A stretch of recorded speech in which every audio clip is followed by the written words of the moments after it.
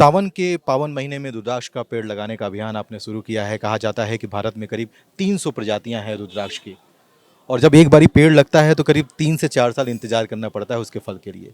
किस तरह से इस अभियान की शुरुआत हो रही है, मकसद क्या है? नहीं, इस रुद्राक्ष तो बहुत ही पवित्र पौधा है। हिंदू धर्म की मान्यता है, शिव जी का साक्षात वास रहता है, शिव जी के अंश से है रुद्राक्ष। और रुद्राक्ष सावन के महीने में लगाना अपने आप में बहुत ही सौभाग्यशाली लोगों को इसका प्राप्त होता है।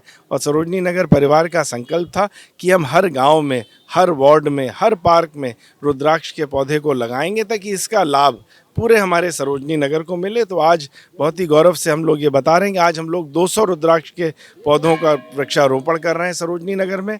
आने वाले समय में 150 और लगाएंगे ताकि हमारे सारी RWA सारे पार्क कवर हों। और ये बहुत ही अच्छा है पर्यावरण के लिए भी। 4 साल बाद तो रुद्राक्ष के फल आने लगते हैं। पर्यावरण के लिए भी जितना ज़्यादा वृक्षारोपण किया जाए बहुत इंपॉर्टेंट है। योगी आदित्यनाथ जी ने भी रिकॉर्ड बनाया है, हिंदुस्तान में 37 करोड़ से ज़्यादा यहाँ पे वृक्षारोपण उत्तर प्रदेश में हुआ है, लगातार हो रहा है। और जितना ज़्यादा वृक्षारोपण होगा, एनवायरनमेंट उतना अच्छा होगा और आने वाली पीढ़ी के लिए उतना इम्पॉर्टेंट है।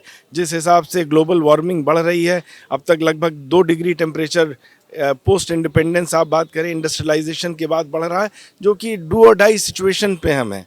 आप देखिए IPCC की रिपोर्ट्स देखिए, जो है कहती हैं कि नाउ और नेवर सिचुएशन पे हम लोग हैं। हम लोग को बहुत गंभीर होना पड़ेगा एनवायरनमेंट प्रोटेक्ट करने के लिए। तो वृक्षारोपण सबसे इम्पॉर्टेंट तरीका है एनवायरनमेंट प्रोटेक्ट करने के लिए। आने वाली पीढ़ी को हम एक बहुत अच्छा एनवायरनमेंट दे के जाएँ, इसके लिए सब लोग मिलकर वृक्षारोपण कर रहे हैं। आप देखिए हमारे सरोजनी नगर परिवार में कितना उत्साह है, सब लोग साथ हैं और लगातार हम लोग इसको कर रहे हैं। रुद्राक्ष का पेड़ धार्मिक मान्यताओं के लिए भी जाना जाता है, हिंदू धर्म के लिए भी जाना जाता है।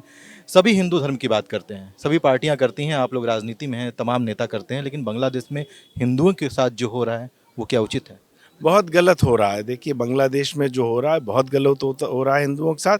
मैं उसकी निंदा करता हूँ। यूनाइटेड नेशंस ने भी कहा 205 से ज़्यादा हमले हुए हैं हिंदुओं के घरों पर, घरों को जलाया गया है। ये ठीक नहीं है, ये बिल्कुल ठीक नहीं है और हम लोग सब इसकी निंदा करते हैं। हिंदू बहुत ही शांतिप्रिय हैं, हिंदू सनातन धर्म को मानने वाले हैं और अहिंसा के पुजारी हैं। उनके ऊपर हमला करना, उनको घेर के मारपीट करना और ये तुष्टीकरण की राजनीति के कारण विपक्ष का इस पर कुछ ना बोलना, ये बहुत गलत है।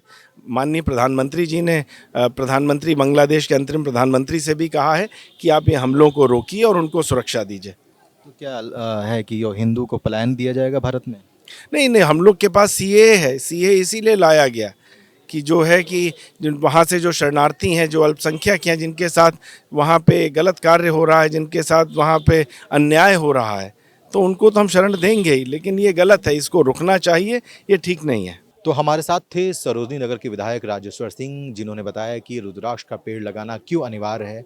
रुद्राक्ष की मान्यता हिंदू धर्म से भी जुड़ी हुई है और पेड़ लगाने की वजह से पर्यावरण में बदलाव होगा। जिस तरह से ग्लोबल वार्मिंग हो रही है, उसको देखते हुए वृक्षारोपण बेहद ही जरूरी है। साथ ही उन्होंने हिंदुओं को लेकर बताया कि जिस तरह से बांग्लादेश में हिंदुओं के ऊपर अत्याचार हो रहा है वो नहीं होना चाहिए, और हमारे देश में CAA है तो उसके तहत जो भी अल्पसंख्यक हैं बांग्लादेश में वो भारत में आ सकते हैं। लखनऊ से वीडियो जर्नलिस्ट सऊद अंसारी के साथ मैं अभिनेंद्र, भारत एक्सप्रेस के लिए।